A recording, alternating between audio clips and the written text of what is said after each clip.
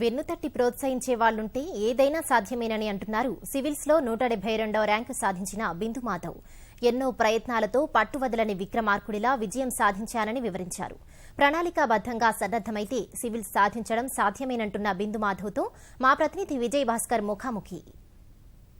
తృతీయ శ్రేణిలో degree pass అయిన బిందు మాధవ్ ఇవాళ 172 ర్యాంకు సాధించి అఖిల భారత స్థాయిలో 172 ర్యాంకు సాధించి అందరూ గర్వపడేలా చేశారు. ప్రస్తుతం బిందు మాధవ్ మన దగ్గర ఉన్నారు. ఆయన ఏ విధంగా కష్టపడ్డారు, సివిల్స్ సాధించేందుకు ఆయన ఎన్ని రోజుల నుంచి కృషి చేస్తున్నారు ఆయన అడిగి తెలుసుకుందాం. మీరు అసలు degree third class to degree pass అయ్యారు. అట్లాంటి స్థితి నుంచి సివిల్స్ స్థాయి వరకు మీ ప్రస్థానం ఏ విధంగా కొనసాగింది?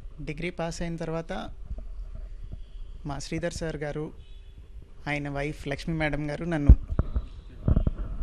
సివిల్ సర్వీసెస్ ట్రై చేస్తావా, అంత తేలిక కాదు, అలా అని నువ్వు చేయలేవు అనుకోవట్లేదు, మేము కొంచెం కష్టపడి చదువు అని చెప్పారు.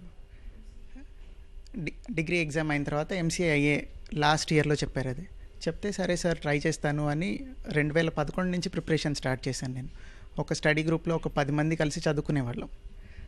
మాలో ఎవరం full time guidance, full time coaching ఎవరికి లేదు, కానీ 10 మంది కలిసి గ్రూప్లో చదువుకునేవాళ్ళం, ఒకరికొకళ్ళు సపోర్ట్ చేసుకునేవాళ్ళం. ఆ ఫస్ట్ అటెంప్ట్ ఫార్చునేట్లీ నాది బాగా అయిపోయింది. ప్రిలిమ్స్ క్లియర్ అయింది, మెయిన్స్ క్లియర్ అయింది, ఇంటర్వ్యూకి వెళ్ళాను, అయిపోతుంది అనుకున్నాను. అట్లాంటి టైంలో ఏ సర్వీస్ రాలేదు. రాకపోతే అప్పుడే first test of patience and courage అయింది నాకు. 10 రోజుల్లో మళ్ళీ ప్రిలిమ్స్ ఎగ్జామ్ రాయాలి. ఇవాళ ఫెయిల్ అయ్యాను, 10 రోజుల్లో మళ్ళీ ఎగ్జామ్, నెక్స్ట్ అటెంప్ట్ ప్రిలిమ్స్. చాలా ధైర్యం తెచ్చుకొని రాశాను. ఆ తర్వాత 2 సార్లు మెయిన్స్ తప్పాను. ఆ 2 సార్లు మెయిన్స్ తప్పిన టైంలో స్టాండ్ బైగా ఏదో ఒక ఉద్యోగం కావాలి కదా అని SSC అటెంప్ట్ చేశాను. SSC అటెంప్ట్ చేస్తే ఫార్చునేట్లీ ఫస్ట్ అటెంప్ట్లోనే నాకు ఇన్స్పెక్టర్ ఉద్యోగం వచ్చింది. అందులో జాయిన్ అయ్యి మళ్ళీ లీవ్ తీసుకొని ప్రయత్నించడం మొదలుపెట్టాను. అప్పటికి కొంచెం ల్యాక్ ఆఫ్ కాన్ఫిడెన్స్ కానీ కొంచెం ఫోకస్ తగ్గిందేమో తెలీదు. 2 సార్లు ప్రిలిమ్స్ తప్పాను. తర్వాత నేను రెడీగా ఉన్నాను మెయిన్స్ రాయడానికి, ఈసారి బాగా చేస్తాను అనుకుంటే ఫస్ట్ స్టెప్లోనే అడ్డం వచ్చింది. వచ్చినా కానీ నా ఫ్యామిలీ, ఫ్రెండ్స్, మా గురువు గారు వీళ్ళందరూ సపోర్ట్ చేసి నీ వల్ల అవుతుంది, నువ్వు కేపబుల్ అని చాలా ధైర్యం చెప్పేసరికి మళ్ళీ రాసే ధైర్యం వచ్చింది. ఎన్ని అడ్డాలు వచ్చినా సరే అటెంప్ట్స్ ఉన్నంత వరకు మాత్రం రాయాల్సిందే, ఫుల్ ఎఫర్ట్ పెట్టాల్సిందే. రాసి రాకపోతే అది తర్వాత సంగతి, వదిలిపెట్టద్దు అనేసి లాస్ట్ అటెంప్ట్ దాకా సీరియస్గా తీసుకున్నాను. ఇంత సక్సెస్ఫుల్ రిజల్ట్ వచ్చింది కదా, మీరు మీ చదువులో ఈ గ్యాప్ ఎందుకు వచ్చింది? మీరు ఇంటర్మీడియట్ పూర్తి చేసిన తర్వాత డిగ్రీ చేసేందుకు సార్వత్రిక విద్య ద్వారా డిగ్రీ చేయాల్సిన పరిస్థితి, ఇవన్నీ మీకు ఎందుకు ఇలా జరిగింది? నేను కొంచెం డిస్టర్బ్డ్గా ఉండి సరిగ్గా చదివేవాడిని కాదు. కాలేజ్లో చిన్న చిన్న గొడవలు, వీటి వల్ల ఇంకా నేను బీటెక్ కంటిన్యూ చేయలేనని మాన్పించేశారు. మాన్పించిన తర్వాత ఒక 1 ఇయర్ అసలు ఏమీ చేయలేదు, నేను ఇంట్లోనే ఉన్నాను. ఆ తర్వాత నేను కొంచెం రియలైజ్ అయ్యి లైఫ్ పాడైపోతుంది, ఏదో ఒకటి చదవాలి అనుకున్న టైంలో సరే ఓపెన్ యూనివర్సిటీ గ్రాడ్యుయేషన్ చేస్తే ముందర గ్రాడ్యుయేషన్ అయిపోతుంది, తర్వాత స్టెప్ ఏంటో అప్పుడు ఆలోచిద్దామని అప్పుడు ఓపెన్ యూనివర్సిటీలో ఎన్రోల్ అయ్యాను. బ్రాంచ్ కూడా నేను డిసైడ్ చేసుకోలేదు. అప్పటికి ఎందులో వేకెన్సీ ఉందో అది జాయిన్ అయిపోయాను. జాయిన్ అయ్యి చదివే టైంకి డిగ్రీ ఫైనల్ ఇయర్లో నాకు శ్రీధర్ గారు పరిచయం అయ్యారు. ఆయన ఎంకరేజ్మెంట్ వల్లే ఫైనలీ ఇక్కడ దాకా వచ్చాను. ఈ 6 సంవత్సరాల ఫెయిల్యూర్లో కూడా నా సపోర్ట్ సిస్టమ్ ఎంత గట్టిది, ఫ్యామిలీ అందరూ నన్ను ఎంత సపోర్ట్ చేస్తారు, నాకు నిజంగా ట్రూ ఫ్రెండ్స్ ఎవరు, నేను తప్పినా కానీ నాతో పాటే ఉండి ఎంకరేజ్ చేసేవాళ్ళు ఎవరు, ఇదంతా జర్నీలో బాగా తెలుసుకున్నాను నేను. ఈ 5 ఇయర్స్ జర్నీలో, హార్డ్ వర్క్లో. మా నాన్నగారు అయితే అసలు ఒక్కసారి కూడా నేను తప్పినప్పుడు అవ్వట్లేదేంటి, చదవట్లేదా, ఇట్లాంటి మాటలు అసలు ఎప్పుడు అనలేదు. అవ్వకపోతే అన్ఫార్చునేట్ వేరియస్ రీజన్స్ వల్ల ఫెయిల్ అయి ఉంటావు, ఏం పర్వాలేదు, నెక్స్ట్ టైం అయిపోతుంది, ధైర్యంగా చదువు.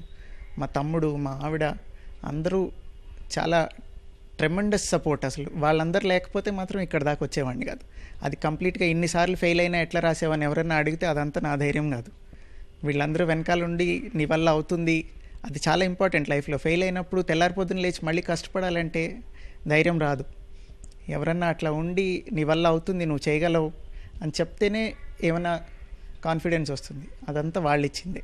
ఇంటర్వ్యూలో మీరు ఎలాంటి క్వశ్చన్స్ ఎదుర్కొన్నారు? ఇంటర్వ్యూ మీకు ఎలా జరిగింది? అప్పటిదాకా అందరూ గుడ్ ఆఫ్టర్నూన్ అని చెప్తూ ఉన్నారు. నేను వెళ్ళేసరికి 5 అయిపోయింది. సో వెళ్ళగానే ఫస్ట్ గుడ్ ఈవినింగ్ చెప్పాలి, గుడ్ ఆఫ్టర్నూన్ కాదు. నేను అక్కడి నుంచే కొంచెం అటెంటివ్గా ఉన్నాను. రూమ్ లోపలికి వెళ్ళేటప్పుడు బయట కూర్చోబెడతారు ఒక 5 మినిట్స్. కూర్చోబెట్టినప్పుడు బోర్డు మీద బోర్డు చైర్మన్ ఎవరు అని చూస్తే సుజాత మేడం అని ఉంది. డోర్ నాక్ చేసి ఎవరైనా మే కమిన్ సార్ అంటారు. అక్కడే నెగిటివ్ ఇంప్రెషన్ వచ్చేస్తుంది. లోపల మేడం ఉండి నేను మే కమిన్ సార్ అంటే కరెక్ట్ కాదు కదా. అది చూసి అది కూడా కొంచెం కేర్ఫుల్గా చూసుకున్నాను. లోపలికి వెళ్ళిన తర్వాత చాలా income tax department related questions అడిగారు నన్ను, అందులో ఉద్యోగం చేస్తున్నాను కాబట్టి అవి బాగానే ఆన్సర్ చేశాను. మీ చదువుకు సంబంధించి ఏం అడగలేదా వాళ్ళు? నా చదువుకు సంబంధించి కంప్యూటర్ సైన్స్ అదే చెప్తున్నాను, 1-2 క్వశ్చన్స్కి నో అని చెప్పాల్సి వచ్చింది. నేను ఎంసీఏ చదువుకున్నాను కదా అని కంప్యూటర్ సైన్స్ రిలేటెడ్ క్వశ్చన్ ఒకటి అడిగారు. అది బీటెక్ సిలబస్లో ఉంటుంది, ఎంసీఏ వాళ్ళకు ఉండదు. అట్లా అని నేను అక్కడ సార్ ఇది మా సిలబస్ కాదు అనే మాట అనకూడదు, సారీ సార్ నాకు తెలీదు అని చెప్పాను. ఇంకొక క్వశ్చన్ అడిగారు, జనరల్ ప్లేగరిజం చెక్ ఎలా అవుతుంది, సాఫ్ట్వేర్ ఎట్లా వర్క్ అవుతుంది అని. అది డీసెంట్గా ఆన్సర్ చేశాను. అవి 2 క్వశ్చన్స్ మాత్రం చదువు రిలేటెడ్ అడిగారు, మిగతావి mostly job oriented situational questions అడిగారు. ఇంకోటి చివరిగా చెప్పండి, సివిల్స్ కోసం ప్రిపేర్ అవుతున్న వాళ్ళకు మీరు ఎలాంటి సందేశం ఇస్తారు? వాళ్ళు ఏ విధంగా చదవాలని చెప్తారు?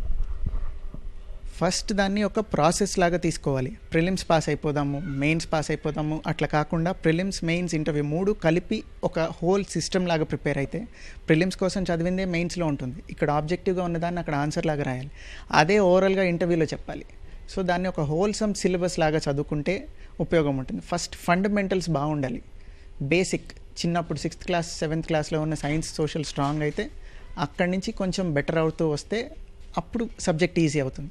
ఆప్షనల్ చూస్ చేసుకునేటప్పుడు కూడా చాలా కేర్ఫుల్ ఉండాలి.